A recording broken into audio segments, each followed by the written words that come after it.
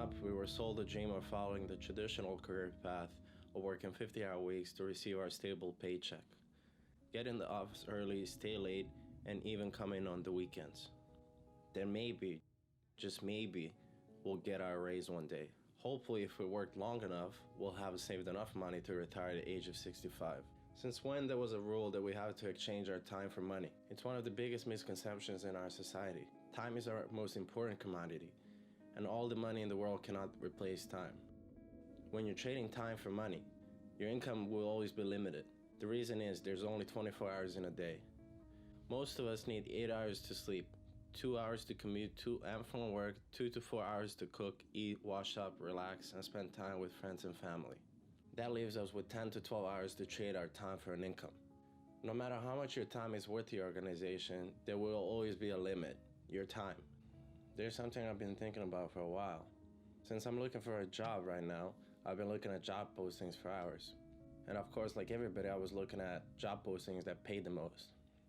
This position, that position, but I would primarily look at the income that job would bring. So from that, I started thinking about how much would a high-paying job really impact me? How much would it really change my life?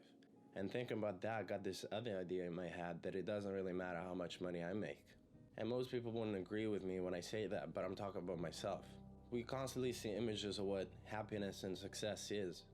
Most of the time it involves having a lot of money, having a big house, a nice car, fancy clothes, even social media validation. But looking at happiness and success, it seems like there's some sort of template for most of us. And this template of happiness and success is all around us. But how can a definition of success and happiness be same for all of us?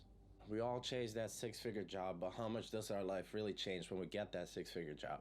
Other than obvious reasons like paying off your debt, helping your friends and family, sending your kids to college or better schools, how much does our life really change? The first thing that most of us will do will just upgrade everything that we already have. We'll get a bigger house, we'll get a better car, whatever it is, the quality of the goods that we already have is just gonna increase. And before you know it, that six-figure job is not gonna feel like we thought it's gonna feel.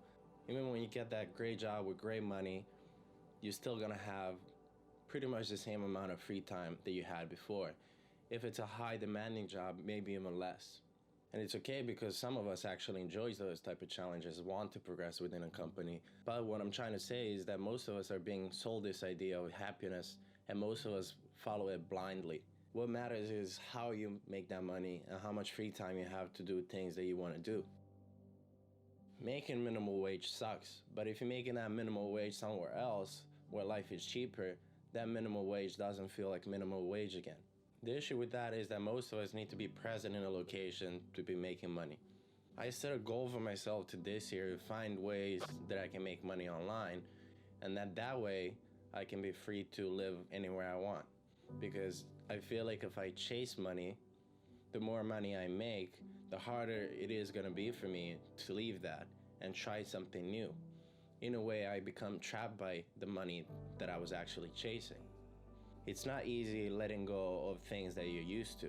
I'm not saying that you shouldn't chase a better career, better paying job, but I'm just saying that there's a way that you can get trapped by it. This, of course, doesn't mean that you should be ignorant about importance of money, but don't chase something because everyone else is chasing it.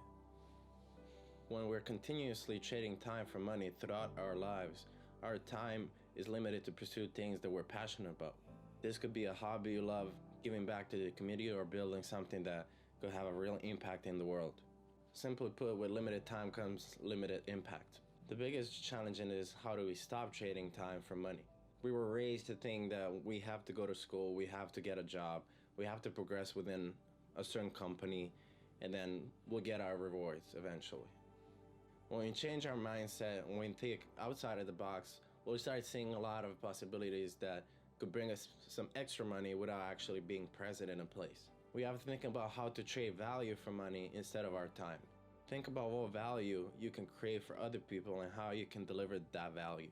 What assets, skills, knowledge, connections, or ideas do you have that people value?